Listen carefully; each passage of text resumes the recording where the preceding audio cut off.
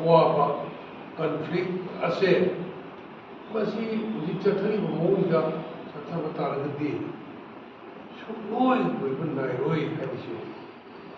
अखोय थाजबन मसी कर्म काल लोइनी अजी पांची मक्ति नतेको आई लाइफाव फौजरगेबा मसी कर्म काल लोइनी बु हुजिकी सरकार से मणिपुर की सरकार से मसी हेक तो खमकान मरुइना चीफ मिनिस्टर नोंथों गिरियल से मान हेक चीफ मिनिस्टर तो खिबन मितो अगर मणिपुर अपुबा शांति होई सियागी लाइफाव मिको मदनी हसु लाकदो जे कुइद्रे लाकदो खर खाम तारे मणिपुर की प्रजा खर वाप तारे करम का नंबर लाकनी 2024 दा थातल कतुमारे अदुदा पार्लियामेंट इलेक्शन तौरनी भारत बीजेपी ने सरकार पायररोय ऐसी लाइफाव ने मुनियम गिरो ए लालित सुमे ने वो पोरो में हाइबी बीजेपी ने सरकार पायररोय अदु हेक पायदब नमितो अदुदा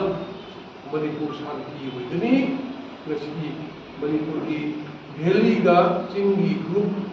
कांगू खरगा वैली ग्रुप सिगा सथरी कन्फ्लिक्ट शांति लेदबा मणिपुर दो जी सेपरेट एडमिनिस्ट्रेशन तालिबा इंस्टीट्यूट का तालबो तौसे बीजेपी ने एक सरकार फायदा बेटा शांति हुई गसी मणिपुर दा सेपरेट एडमिनिस्ट्रेशन तालिसे मणिपुर दा स्टेटहुड यूनियन तालिसे बीजेपी की खुदोल ने भारत की बीजेपी की सरकार प्राइम मिनिस्टर मोदी अवधि अमित शाह होम मिनिस्टर की खुदोल ने मधुदा अखोई मणिपुर के चीफ मिनिस्टर इकाई नजर बात नोंथोंबो बिरेनना करीमता तौबो गमदना खुद आमगा येंग लेबनी हिंसा आबगी सरकार भी मोदी कइदोरनो खंगदेबा मी फादे जानले मोदी करीमता होमद्र सरकार ने लोनो ऑर्डर की थबक से करीमता होमद्रे मोइना ngamiसे साथी लेलोइद्र धरना तो बमी फुगुबा छात्र छात्री हाथ खिबदो यानिंदे मधुगी नुआइतबा फुगुबना छात्र छात्रीना रैली चतबा नुआइतबा फुगुबजबदो तानरगा फुबा टीआर गैस कप्सनबा रबर बुलेट कप्सनबा मयाम अमना मोइना क्लेम तौदा thousands of women है मोइना तालिबदुदी मणिपुर थुगाइदेन तानबनेबा सेपरेट एडमिनिस्ट्रेशन पीयू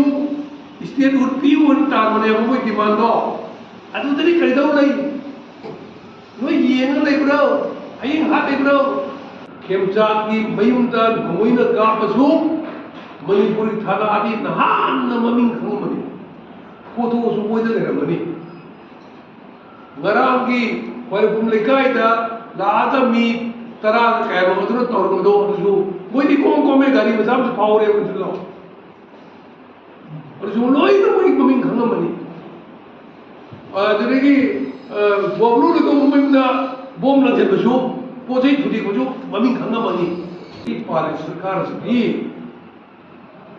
सरकार से बीजेपी खतरी ये न पार्टी होती है तो लेकिन मैं आई थी खिमचान की में का पे जो बीजेपी का पुर मनी खली ने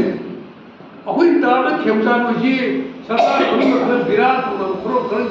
लई जुता है बा अदु तोरबदे बा केन बा नी थाजन का पर खंबे बा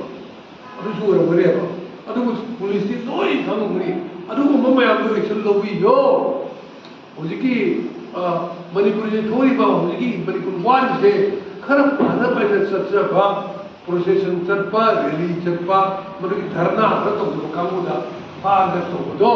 कोई कंडेम तो हुई